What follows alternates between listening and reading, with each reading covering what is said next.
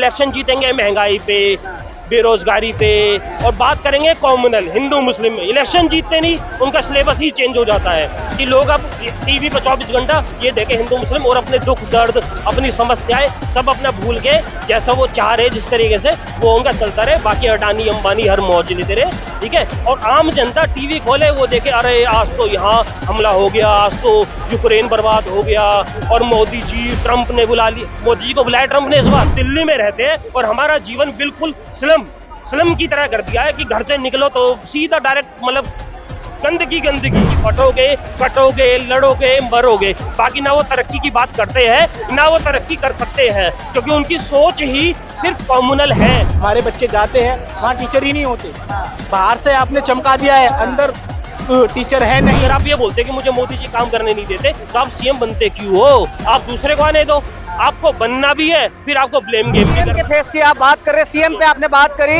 अरविंद केजरीवाल लगातार यही कह रहे हैं कि ना तो बीजेपी को अपने दूल्हे का नाम बता रही है, ना कांग्रेस के पास दूल्हा है। भैया दूल्हा तो है नहीं आप लोगों के पास, वहाँ तो नाम दूल्हे तो प्रेजेंट में केजरीवाल भी नहीं है। अजय माकन लगातार अरविंद केजरीवाल पर सवाल खड़े कर रहे थे, देशद्रोही तक कह दिया उन्होंने केजरीवाल को, लेकिन उसके बाद कांग्रेस आला कमान शांत हो गया। क्या कहीं कौन आया था, कोई बात? मैं आपको सुविधाएं तो दूं ना, ठीक है, आपको बिल्कुल आपका जीवन स्तर कर दूं निम्न का, ठीक है। बस फ्री करिए, क्या वो सुविधा नहीं है? जो बिजली फ्री करिए क्या सुविधा नहीं है? जल फ्री करा, पानी फ्री करा, बस फ्री करिए, नो डाउट। स्टेट के नेता को बंदे को छोटा इलेक्शन हो तो मोदी जी, बड़ा इलेक्शन हो तो मोदी जी। अरे भैया मोदी जी के पूरे इंडिया के सब जगह विधायक मोदी जी हो। दिल्ली विधानसभा चुनाव का काउंटडाउन अब शुरू हो चुका है। महज 8 दिन बाद दिल्ली विधानसभा चुनाव के लिए वोटिंग होगी। ऐसे में कांग्रेस पार्टी के आलाकमान भी अब सक्रिय हो गए हैं। कांग्रेस पार्टी के सबसे बड़े चेहरे नेता विपक्ष राहुल गांधी आज दिल्ली के पटपड़गंज में जनसभा करने आ रहे हैं, और आप देख सकते हैं, मैं मेरे सहयोगी से अपील करूंगा एक बार तस्वीरों में दिखाएं किस तरह की भारी संख्या यहाँ पर राहुल गांधी को देखने के लिए, उनके भाषण को सुनने के लिए। ये राहुल गांधी की दूसरी जनसभा है दिल्ली चुनाव में, और ये दूसरी जनसभा तब है जब दिल्ली चुनाव में महज 8 दिन रह गए हैं। पटपड़गंज अपने आप में एक अहम सीट है। मनीष सिसोदिया जो पूर्व उप मुख्यमंत्री थे वो यहाँ से चुनाव जीतते आए, और उनको इस बार जंगपुरा भेज दिया गया, और उनकी जगह अवध ओझा शिक्षाविद जाने माने चेहरे आम आदमी पार्टी की तरफ से चुनावी मैदान में है। वहीं बीजेपी की तरफ से रविंद्र नेगी चुनावी मैदान में है, जिन्होंने पिछली बार मनीष सिसोदिया के साथ कांटे की टक्कर लड़ी थी। हमारे साथ कुछ लोग हैं, आप लोगों से बात करूंगा। 1 मिनट, आप लोगों से बात करेंगे। आप लोग इतने जोश उत्साह में हैं, किसको देखने आए हैं, किसका समर्थन करने? हम राहुल गांधी का समर्थन करने आए हैं, अनिल चौधरी का समर्थन करने आए हैं, ताकि यहाँ पे गंदगी बहुत ज्यादा है। आपको क्यों लग रहा है कि यहाँ से पटपड़गंज की जनता कांग्रेस को मौका देने जा रही है? कांग्रेस की कोई लहर नजर? आप यहाँ की उत्साह देख लीजिए, और जो हमारे क्षेत्र में अनिल चौधरी ने काम करा है वो किसी ने नहीं करा। पीछे जो 10 सालों में कुछ भी काम नहीं हुआ। इतनी ज्यादा गंदगी थी, बहुत ज्यादा, हर गली में लैट्रिन, टट्टी, पेशाब सब बह रहे थे, और जगह जगह दारू, ये सब हो रहा है यहाँ पे। बहुत बुरा हाल है, इतना पटपड़गंज का इतना बुरा हाल है, सबसे ज्यादा बुरा हाल है यहाँ। अवध ओझा सामने है, शिक्षाविद जाने माने जाते हैं, कैसे देख रहे हैं? सिर्फ उनके पास एक ही काम है, क्या मैं पढ़ाई के लिए क्षेत्र खोल दूंगा, बाकी उनके पास कोई मुद्दा नहीं है, कोई कुछ नहीं है। सिर्फ एक ही मुद्दा है कि मैं IIT खोल दूंगा, बस, और कोई काम नहीं है उनके पास। सिर्फ यही मुद्दा है, इसी के लिए वो आए हुए हैं। अवध ओझा जी मनीष सिसोदिया की गलतियां कवर करने आए हैं, पर पटपड़गंज की जनता इतनी दुखी है कि वो उनके कवर करने से भी कवर नहीं होगा, क्योंकि हमारा जो नेता है अनिल चौधरी वो पहले विधायक रह चुके हैं यहाँ के, उनके लोग काम से परिचित है। अवध ओझा जी बाहर से आए हुए हैं, उनको जमीन पे स्तर पे कोई नहीं जानता है, ना कोई मान रहा है। और मनीष सिसोदिया के 10 साल के कार्यकाल में इतना बुरा हाल रहा, लोग इतने त्रस्त रहे कि अब दोबारा आम आदमी पार्टी पे लोग। आपको लगता है कि मनीष सिसोदिया का यहाँ पर आम आदमी पार्टी को हार होती नजर आ रही थी? यही कारण है कि जनपुरा में हार 101% हार थी, इसी वजह से वो छोड़ के गए हैं। उन्होंने 3 सर्वे करवाए जिसमें आम आदमी पार्टी बिल्कुल हार रही थी, तो इस बार उन्होंने एक नया चेहरा करने के लिए अवध ओझा जी को ले आए हैं। अवध ओझा जी उनकी गलतियां सिर्फ कवर कर रहे हैं, बाकी कवर नहीं होगी। पटपड़गंज की जनता इस बार पूर्ण तरीके से भाई अनिल चौधरी के साथ है, और कांग्रेस की सरकार हमारे क्षेत्र में भी आएगी और दिल्ली में भी आएगी। अवध ओझा की बात हो रही थी, रविंद्र नेगी बीजेपी से हैं। योगी आदित्यनाथ लगातार यहाँ पर बीजेपी के लिए डटे हुए हैं। कल प्रधानमंत्री मोदी की रैली भी है। बटोगे तो कटोगे का नारा लगातार दिया जा रहा है। इसका सामना यहाँ पर दिल्ली में इसका सामना मैं आपको एक बात बता दूं, बीजेपी का स्टेट लेवल पे, सेंट्रल लेवल पे सिर्फ हिंदू मुस्लिम पे इलेक्शन टिका हुआ है। आपने खुद ही बोल दिया कि उनका नारा काम से रिलेटेड नहीं है, सिर्फ और सिर्फ धर्म से रिलेटेड, कि बटोगे कटोगे लड़ोगे मरोगे। बाकी ना वो तरक्की की बात करते हैं ना वो तरक्की कर सकते हैं, क्योंकि उनकी सोच ही सिर्फ कम्युनल है कि लोगों को किसी तरह से जात में बांटे, लोगों को धर्म में बांटे और बट के और अपना उल्लू सीधा कर ले। ऐसा ही सेम अरविंद केजरीवाल भी करते हैं। और अब इस बार ना लोग अरविंद केजरीवाल पे भरोसा कर रहे हैं, ना ही मोदी जी की बातों पे भरोसा कर रहे हैं। और सेटल पे रविंद्र नगर भाई पे भरोसा बिल्कुल नहीं है, क्योंकि वो भी बहुत ज्यादा कॉम्युनल हेटेड हमारे इस जगह में फैलाते हैं, नजर आए हैं। इसी वजह से हमारा अनिल भाई का दिल्ली चुनाव में क्या अहम मुद्दे आपको लग रहे हैं? क्या राष्ट्रीय स्तर के मुद्दे भी, जैसे महंगाई है, बेरोजगारी है, ये भी नजर आ रहा है? मिडिल क्लास पर जिस तरह टैक्स का भार जो पड़ा है, मिडिल क्लास पर एक तरह से जो सरकार ने टैक्स डाले उसको लेकर भी काफी आवाज उठ रही है। ये सब मुद्दे भी नजर आ रहे हैं आपको? देखो यहाँ पे सबसे मेन मुद्दा तो यही है, महंगाई का। हाँ। और क्या, और बहुत सारे मुद्दे हैं, बहुत छोटे छोटे मुद्दे हैं, यहाँ पे बहुत बड़े बड़े मुद्दे हैं, लेकिन ये जितनी भी है गंदगी, बहुत बुरी गंदगी है। क्षेत्र में गंदगी बहुत बहुत ज्यादा बड़ा मुद्दा है। सरकार है तो जब भी सफाई कहाँ कर रहे हैं? एमसीडी में दिल्ली में तो सरकार उन्हीं की है, यहाँ कहाँ सफाई? मुझे मौका दे दो और मैं यहाँ सफाई कर दूंगा। लोगों ने भरोसा करके केजरीवाल को एमसीडी में भी ला दिया। मैं तो इतना बोलूंगा, इससे पहले भी इतना बुरा हाल नहीं था। बीइंग अ कांग्रेसी मैं तब भी बोलूंगा इतना बुरा हाल तब नहीं था। केजरीवाल स्टेट में जब थे एमसीडी में बीजेपी थी, पर अब तो इतना बुरा हाल हो गया है। हम दिल्ली में रहते हैं और हमारा जीवन बिल्कुल स्लम की तरह कर दिया है कि घर से निकलो तो सीधा डायरेक्ट मतलब गंदगी गंदगी की लेटरिंग वगैरह बिल्कुल ऐसे हमको कर दिए कि अब ऐसा लगता है कि ये दिल्ली है, दिल्ली देश की राजधानी है। और यहाँ गली गली में ये आरोप आप लगा रहे हैं, नहीं, ठीक है, ऑन कैमरा आप बोल कह रहा रहे हूँ। हैं सच्चाई है। कोई सी भी गली चूज कर लो, विद इन 2 मिनट्स आप सीवर खुला ना मिला ना तो मैं अपनी बात को ठीक है, मैं और सवालों पे भी आता हूं, लेकिन जिस तरह दिल्ली चुनाव में कांग्रेस पार्टी मैदान में उतरी थी तो लग रहा था कि कांग्रेस पार्टी एक मजबूती से उतरती हुई नजर आ रही है। सुन लीजिए सवाल, राहुल गांधी की सीलमपुर में रैली हुई, उसको 11 दिन हो गए हैं, राहुल गांधी उसके बाद रैली नहीं करी है, अब रैली करी है। अजय माकन लगातार अरविंद केजरीवाल पर सवाल खड़े कर रहे थे, देशद्रोही तक कह दिया उन्होंने केजरीवाल को, लेकिन उसके बाद कांग्रेस आला कमान शांत हो गया। क्या कहीं फोन आया था, कोई बात हुई थी? नहीं सर, देखिए आला कमान ना कभी शांत था ना कभी शांत है।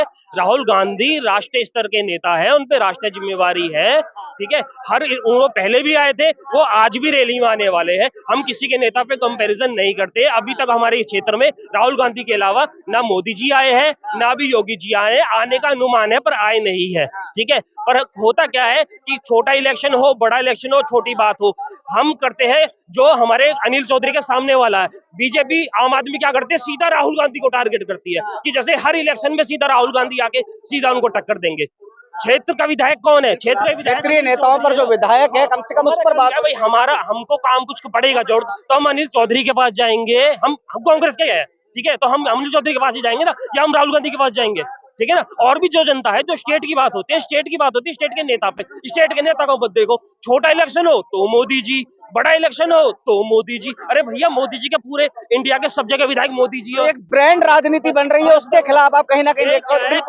एक आदमी और ये सेम अरविंद केजरीवाल के अंदर भी है, ये सेम मोदी जी के अंदर भी है कि एक आदमी उनको क्या है कि उनकी पार्टी में भी उनसे अच्छा कोई नहीं है। सिर्फ मोदी जी, बीजेपी, देश, सिर्फ ईमानदार, केजरीवाल, दिल्ली, बस ये एक छाप बना दी है लोगों पे। और लोगों को बिल्कुल ऐसा करा जा रहा है कि आप लोग कुछ हो ही नहीं, बस करेंगे तो मोदी जी करेंगे, करेंगे तो केजरीवाल करेंगे। कोई नहीं करता, जनता करती है, जनता लोगों को चुनती है। लेकिन अरविंद केजरीवाल ने 15 नई, जो वो कहते हैं रेवड़ियां उन्होंने बांटी है, 15 नई घोषणाएं की हैं और वो फ्रीबीज दे रहे हैं दिल्ली में।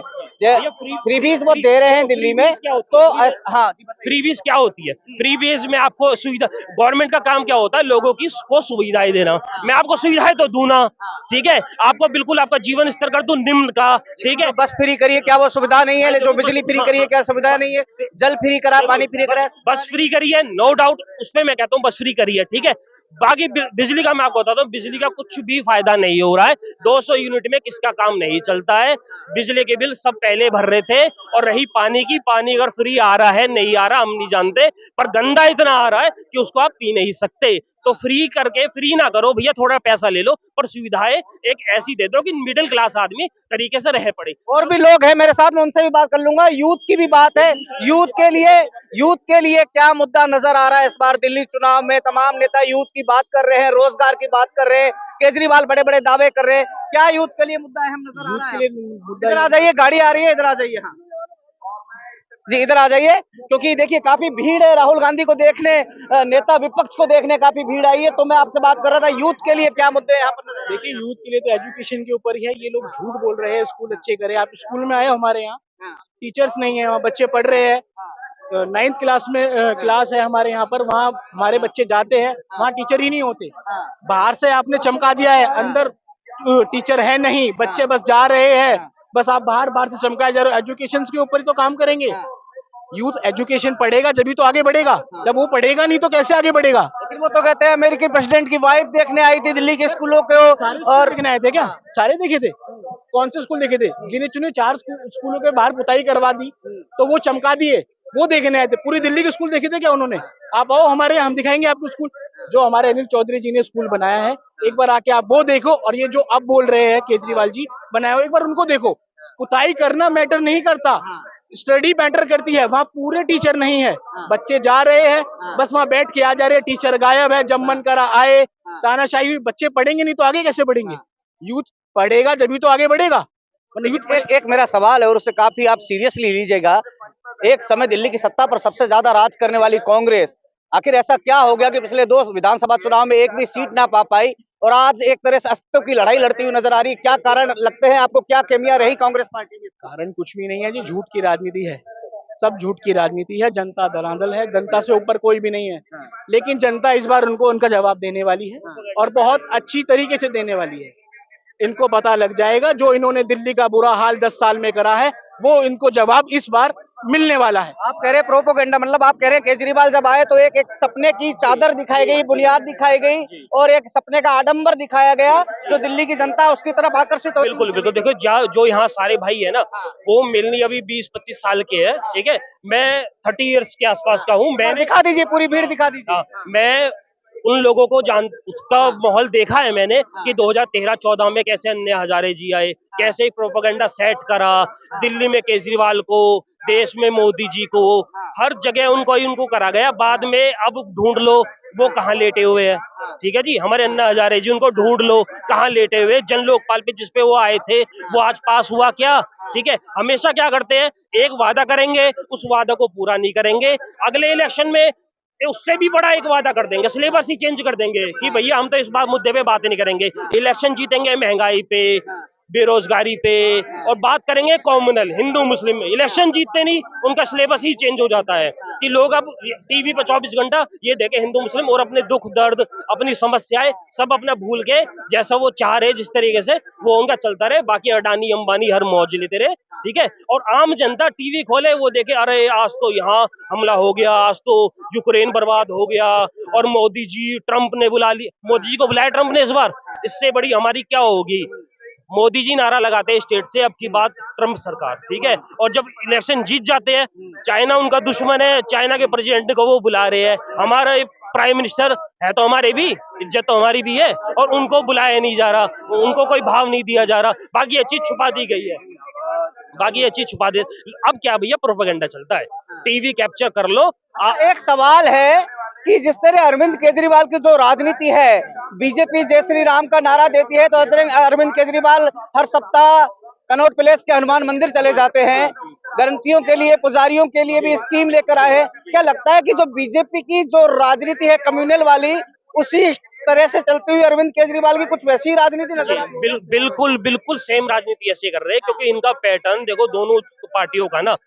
जब अन्ना हजारे का इलेक्शन भी हुआ था तब भी उसमें आरएसएस के बंदे बैठते थे, और बीजेपी तो आप बताइए भाई आरएसएस के सपोर्टेड पार्टी है, तो दोनों का एक सा ही है। एक तरफ से मोदी जी खेलते, एक तरफ से बैटिंग केजरीवाल जी करते थे आपस में एक दूसरे को कि भैया तो मैं बैठूंगा या आप बैठो, कांग्रेस को आने ही नहीं दो। बट अब क्या है, अब दोनों का एक्सपोज हो चुका है बहुत अच्छे से। इस बार लोग ये सोच रहे हैं, शीला दीक्षित सब याद कर रहे हैं, शीला दीक्षित को गुजरे भी बहुत टाइम हो गया, स्टिल लोग उनका काम जानते हैं कि शीला दीक्षित ने क्या करा। और केजरीवाल को लोग आज होने के बावजूद भी अब बोल रहे हैं मैं सॉरी मांगता हूँ, ठीक है, अब मेरे से ये 3 गलतियां होंगी। भैया अब सॉरी बोलने से क्या होगा? इतने दिन से क्यों आप उस चीज को, सीएम तो आप ही थे ना। अगर आप ये बोलते कि मुझे मोदी जी काम करने नहीं देते तो आप सीएम बनते क्यों हो? आप दूसरे को आने दो। आपको बनना भी है, फिर आपको ब्लेम गेम भी करना है। कल बोल दिया हरियाणा के सीएम जहर मिला के, ये आपको आज ही पता लगा हरियाणा के सीएम जहर मिला के भेज रहे हैं? इलेक्शन जब इलेक्शन पे डेली डेली आपको एक सुगुफा छोड़ना है, ठीक है, लोगों को भ्रमित करना है। भ्रमित करने के लिए आप नई नई बातें लेके आ जाते हो। लोग बेचारे इंडिया में देखो, लोग इतने ज्यादा, ठीक है, एजुकेटेड, हाँ, जागरूक भी नहीं है और इतने ज्यादा वेल एजुकेटेड भी नहीं है ना। इसमें दोष अब किसको दे, वो तो भैया एक है ना इन जनरल बात होगी है। पर मोदी जी, केजरीवाल जी इस चीज का फायदा उठाने से बहुत अच्छी तरह जानते हैं। पोस्टरबाजी, प्रोपेगेंडा, उस पे सरकार इनकी चलती है। सीएम के फेस की आप बात कर रहे हैं, सीएम पे आपने बात करी। अरविंद केजरीवाल लगातार यही कह रहे हैं कि ना तो बीजेपी को अपने दूल्हे का नाम बता रही है, ना कांग्रेस के पास दूल्हा है। भैया दूल्हा तो है नहीं आप लोगों के पास, दूल्हा तो नाम दूल्हे तो प्रेजेंट में केजरीवाल भी नहीं है। प्रेजेंट में तो दूल्हे तो केजरीवाल भी नहीं है। क्या पता अगर केजरीवाल ठीक थे तो केजरीवाल ने सीट क्यों छोड़ी, या वो एक्सेप्ट कर रहे हैं इस चीज को कि मैं गलत था, ठीक है। उन्होंने इस टाइम हमारी सीएम कौन है? आतिशी जी है, ठीक है, केजरीवाल तो है नहीं, तो दूल्हे तो प्रेजेंट में वो भी नहीं है। क्या पता केजरीवाल जी आज आतिशी जी को बैठाया, कल को अगर बाय चांस जीतेंगे तो है नहीं, पर बाय चांस आ भी गए तो तीसरे को खड़ा कर देंगे। तब भी गैरों की शादी में अब्दुल्ला दीवाना, वो वाला हाल हो रहा है जी। ब्लेम ब्लेम ब्लेम, काम कौन करेगा? ब्लेमिंग से हम थक चुके हैं। अब हमें विकास चाहिए। हमारे यहाँ शीला दीक्षित के टाइम पे विकास था, और अब कांग्रेस आएगी तो दोबारा विकास हमारा लाएगी। सीएम फेस अरविंद केजरीवाल के सामने हमारे भाई अनिल चौधरी है। हम मानते हैं हमारे अरविंद केजरीवाल के सामने अनिल चौधरी ने बहुत अच्छा काम किया गया था एज अ एमएलए, और हमारे लिए हमारा सीएम फेस अनिल भाई है। संदीप दीक्षित नहीं होंगे फिर? देखो संदीप दीक्षित भी है पार्टी में, वो अपना इलेक्शन लड़ रहे हैं। अरविंद केजरीवाल अपना, हम क्षेत्रवासी होने के नाते हमारी भावनाएं अनिल भाई के साथ, जहां हमारी चाह जुड़ी हुई है, हम चाहते हैं अनिल भाई बहुत अच्छे वोट से जीते, और वो जीतेंगे जरूर, ठीक है। अनिल कुमार चौधरी यहाँ पर देखिए, क्योंकि अनिल जी यहाँ पर विधायक रह चुके हैं 2008 से 13 तक। एक इस इलाके में उनकी पैठ है, तो हल्के में तो बिल्कुल ये नेता नहीं है। और अपने आप में जब अनिल जी और यहाँ पर ओझा और यहाँ पर रविंदर नेगी जब चुनावी मैदान में है, तो ये त्रिकोणीय लड़ाई है। और क्या लगता है इस बार कांग्रेस पार्टी दिल्ली के चुनाव में एक महत्वपूर्ण भूमिका महत्वपूर्ण, हम सरकार बनाएंगे। अंडर करंट है लोगों पे कांग्रेस का, इस बार इनको पता लग जाएगा। केजरीवाल भी बहुत हल्के में नाप रहे थे हमको, हाँ ठीक है, ये तो अब के बीजेपी को भी पता लग जाएगा और आम आदमी को पता लगाएगा कि कांग्रेस क्या थी और कांग्रेस के कार्यकर्ता क्या कर सकते हैं। तो कांग्रेस के वर्चस्व की लड़ाई है, लेकिन कांग्रेस के कार्यकर्ता ये कह रहे हैं कि कांग्रेस इस बार मजबूत स्थिति में है, अहम स्थिति में है, और कहीं ना कहीं दिल्ली के चुनाव में कांग्रेस पार्टी एक मजबूत समीकरण बनाते हुए नजर आएगी। ये देखने की बात है। 8 तारीख को दिल्ली के लिए वोटिंग होगी। पड़पड़गंज सीट पे मौजूद है, कुछ ही देर में राहुल गांधी यहाँ पर जनसभा को संबोधित करने जा रहे हैं। सीधी लाइव तस्वीरें हम आपको दिखाएंगे। फिलहाल इस रिपोर्ट में इतना ही। आपको ये रिपोर्ट कैसी लगी कमेंट कर जरूर बताइएगा। शुक्रिया।